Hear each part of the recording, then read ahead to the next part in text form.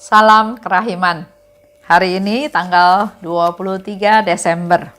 Kita akan baca dari 793, 829, dan 840.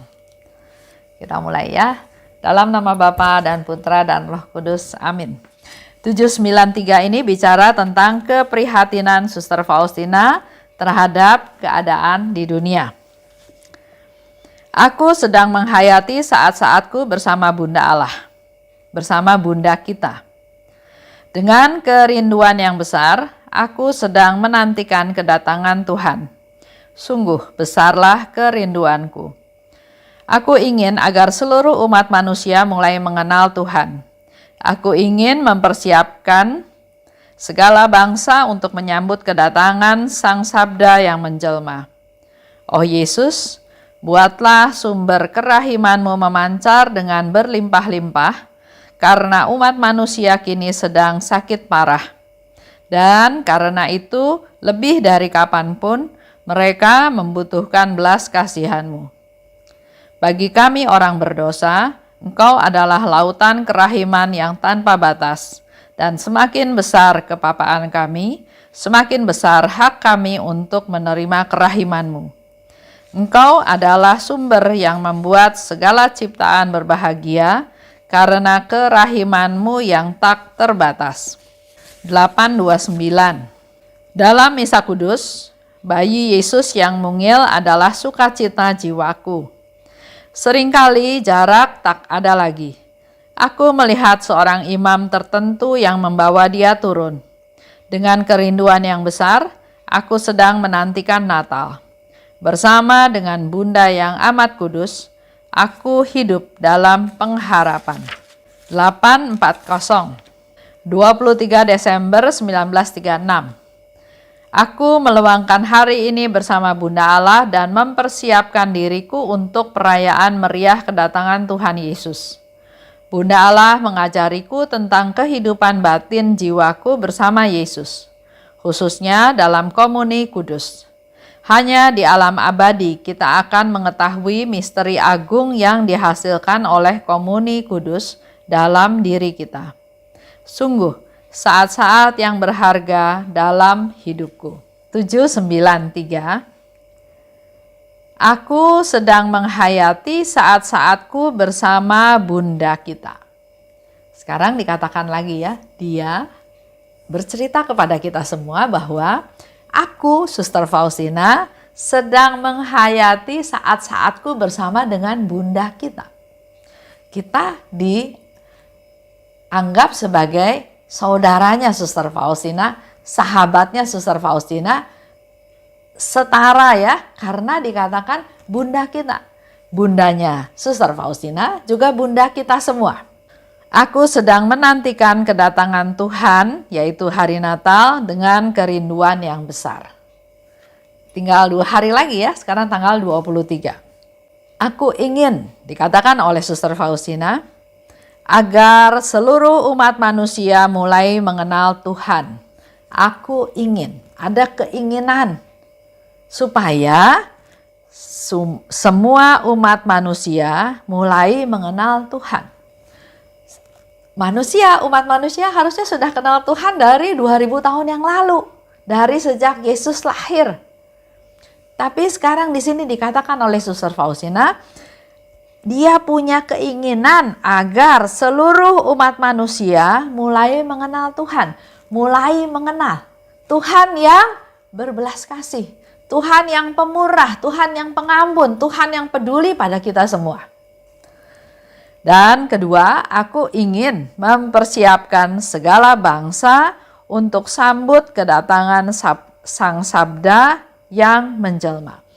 Jadi keinginannya, targetnya, fokusnya Suster Faustina bukan skop kecil, bukan skop pribadi atau skop di kongregasinya saja, tapi skopnya adalah seluruh dunia. Dia ingin seluruh manusia, artinya manusia semuanya yang ada di dunia. Dan dikatakan lagi mempersiapkan segala bangsa-bangsa yang ada di dunia, dia mau mempersiapkan untuk menyambut kedatangan Yesus. Dikatakan lebih lanjut, Oh Yesus, buatlah sumber kerahimanmu memancar dengan berlimpah-limpah.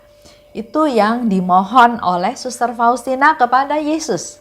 Yesus, sumber kerahimanmu memancar dan berlimpah-limpah. Begitu banyak ya. Karena umat manusia kini sedang sakit parah. Suster Faustina tahu keadaan umat manusia pada saat itu sedang sakit parah. Waktu itu terjadi setelah Perang Dunia Pertama. Banyak yang menderita akibat perang. Begitu pula dengan kita semua sekarang ini. Banyak yang menderita, yang meninggal, yang kaya, yang miskin, yang tua, yang muda, yang anak kecil, yang sedang di puncak-puncaknya meninggal karena COVID-19. Dan pandemi yang sekarang ada itu pandemi berdampak kepada seluruh dunia. Umat manusia sedang sakit parah, betul. Di satu pihak ada umat manusia yang tahu bahaya dari COVID-19. Sehingga negaranya, pemerintahnya melakukan banyak hal yang tegas, yang keras. Tidak boleh lakukan ini, tidak boleh lakukan itu supaya penyebaran penyakit tersebut putus. Tapi ada negara lain yang nggak terlalu peduli dengan bahaya tersebut. Tetap dalam kehidupan sehari-hari, tetap berkerumun, tidak mengikuti protokol kesehatan. Ya akibatnya jumlah dari penderita corona ini bukan menurun tapi makin lama makin naik. Jadi cocok juga kalau Suster Faustina katakan sekarang umat manusia sekarang ini sedang sakit parah. Berapa banyak yang sudah meninggal ya?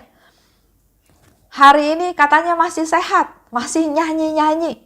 Besok masuk ke rumah sakit sesak napas dan meninggal. Seperti itu ya. Mereka membutuhkan belas kasihanmu. Itu yang dimohon kepada dari Suster Faustina kepada Yesus. Yesus, mohon kerahimanmu memancar berlimpah-limpah untuk seluruh umat manusia yang sekarang sedang sakit parah.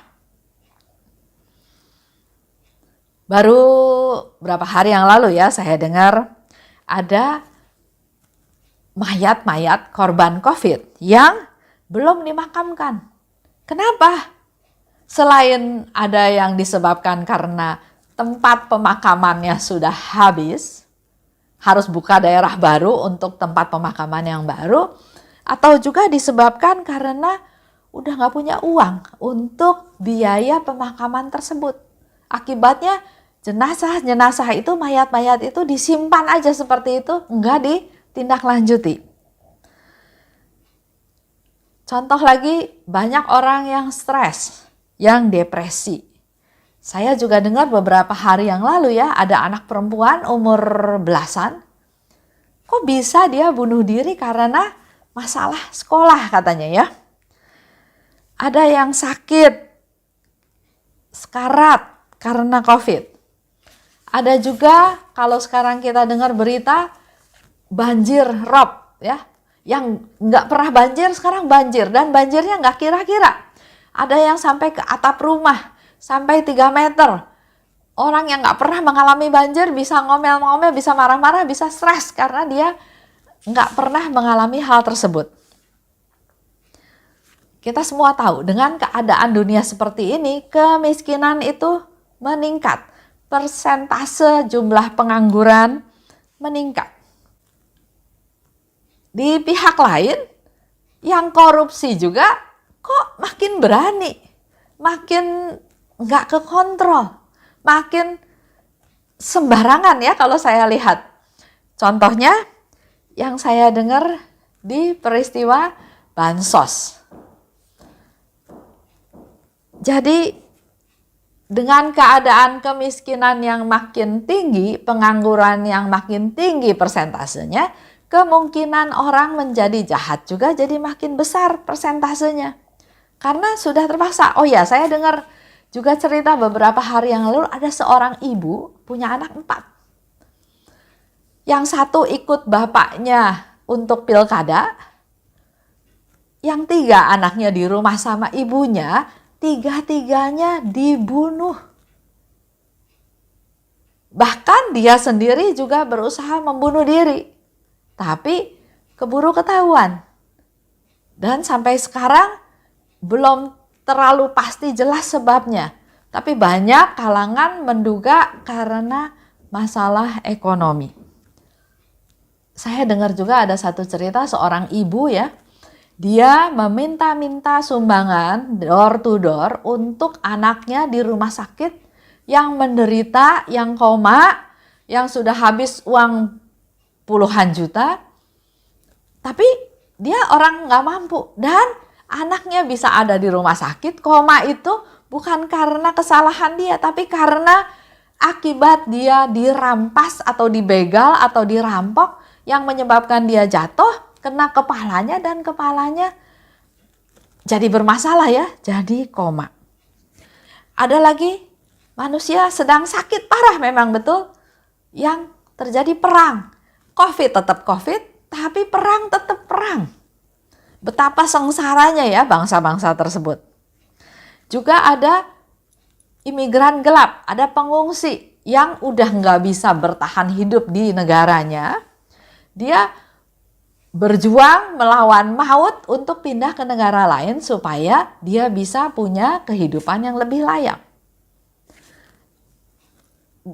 Banyak lagi cerita yang lain ya. Jadi apa yang dikatakan oleh Suster Faustina adalah sekarang umat manusia itu sedang sakit parah. Dan dikatakan oleh Suster Faustina, semakin besar kepapaan kami, semakin besar hak kami untuk menerima kerahiman-Mu Tuhan. Kita harus punya iman, karena memang Tuhan juga pasti lebih peduli kepada mereka yang menderita. Tuhan juga datang ke dunia untuk mereka yang sakit, untuk mereka yang berdosa, bukan untuk orang-orang benar. Di 829 dalam Misa Kudus, bayi Yesus yang mungil adalah sukacita jiwaku. Aku menantikan Natal bersama dengan bundanya yang amat kudus. Aku hidup dalam pengharapan. Ini mau di-sharing juga kepada kita semua, khususnya kita-kita semua yang mendengarkan acara ini. Natal sebentar lagi tiba, Yesus lahir.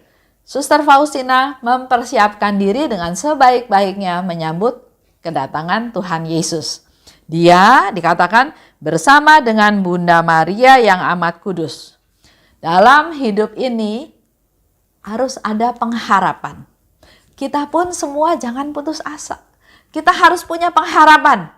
Bahkan Yesus katakan, kalau pengharapanmu besar akan kerahiman Tuhan, maka kerahiman Tuhan tidak akan ada batasnya untuk kita semua. Di 840, 23 Desember 1936. Jadi sama ya, sekarang 23 Desember juga, jadi berapa tahun? 84 tahun ya. Dia meluangkan diri bersama Bunda Maria. Hari itu ya, hari ini ya. Meluangkan hari ini bersama Bunda Allah.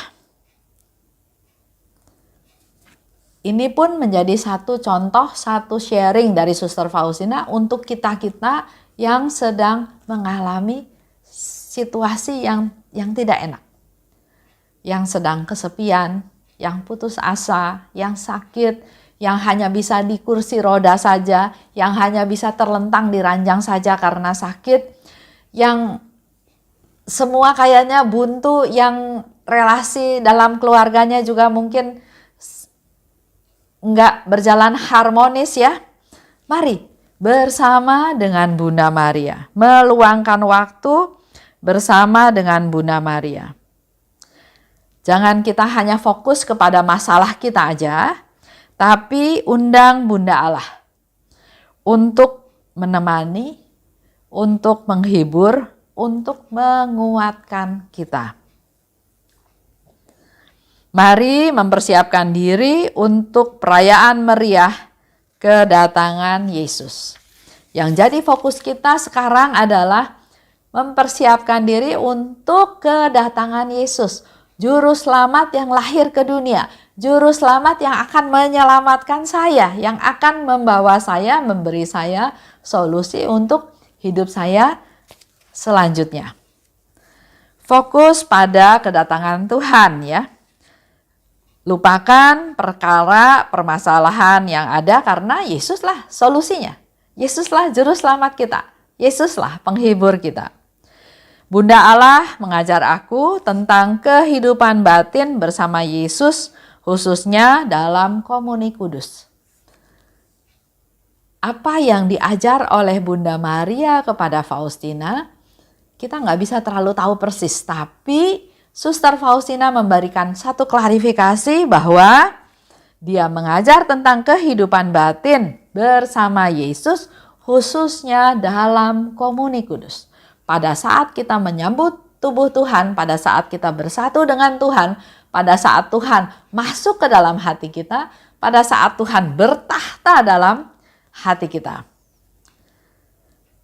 Karena di sana dikatakan oleh Suster Faustina, hanya di alam abadi kita akan mengetahui misteri agung yang dihasilkan komuni kudus dalam hidupku.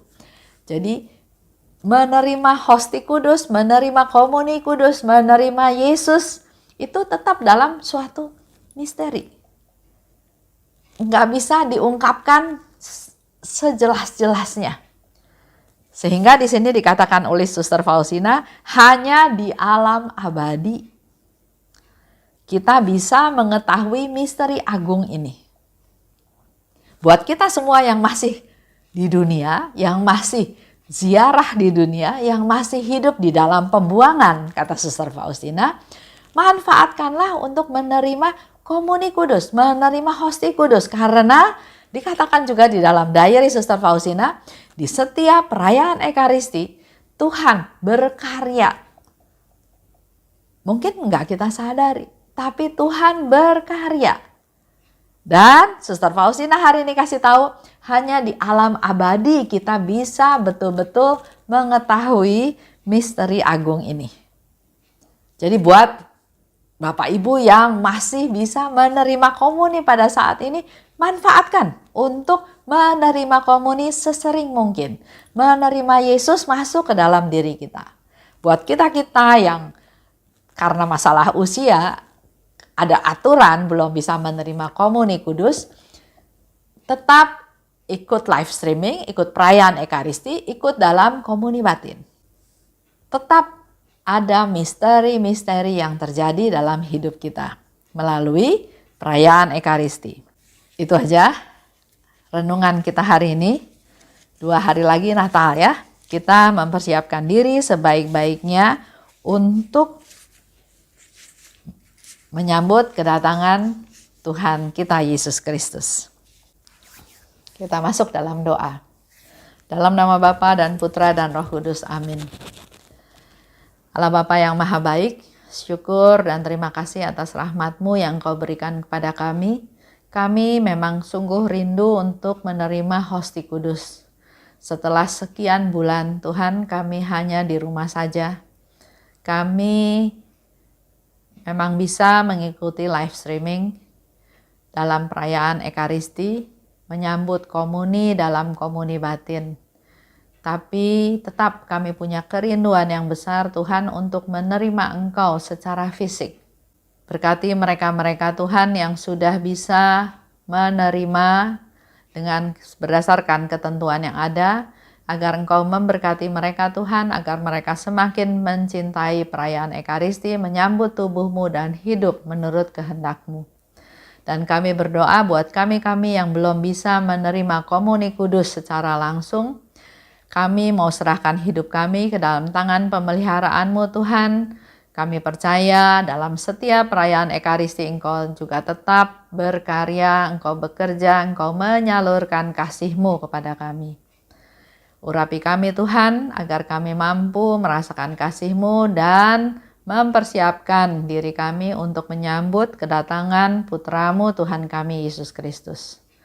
Kemuliaan kepada Bapa dan Putra dan Roh Kudus, seperti pada permulaan, sekarang, selalu, dan sepanjang segala abad. Amin. Dalam nama Bapa dan Putra dan Roh Kudus. Amin. Salam kerahiman.